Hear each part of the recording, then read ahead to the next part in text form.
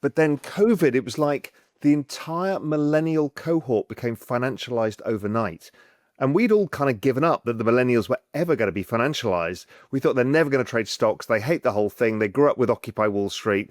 They've had enough. And then overnight, they just turned it on and it never looked back. I mean, it just Yeah, exploded. that's right. And you know, that kind of makes sense because as we know, post Great Depression, so let's say you got into the 40s, there were children born during the Great Depression that were becoming adults in their 50s. And they saw how their parents lost everything because of the stock market. So from 1950 to 1960, for instance, using the Fed flow of funds data, net household allocation to equities was negative. People weren't putting new money into stocks. They were taking it out and putting it into bonds. And bonds were actually having rolling negative performance because yields went from roughly I don't remember, like 3% starting level to almost 7% by the end of the 60s. So they were losing money in their bond portfolio. And there was yield curve control. So this was financial repression. So they're actually losing money in real terms as well.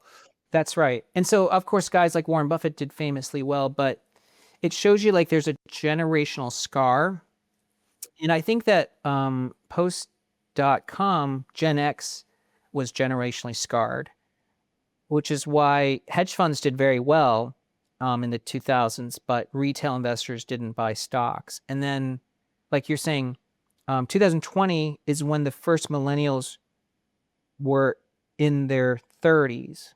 1980, yeah. So they'd be like in their 30s by that point, and they're the ones that suddenly discovered equities.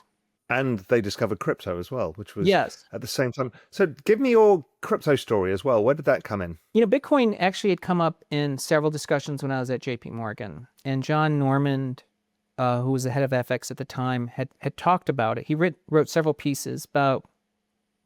He wrote one that we had a whole conversation around, our firm did, which is that he thought that Bitcoin could become a currency at some point. Now, I think the network value of Bitcoin was like 20 billion, okay? Which made it like a decent sized stock.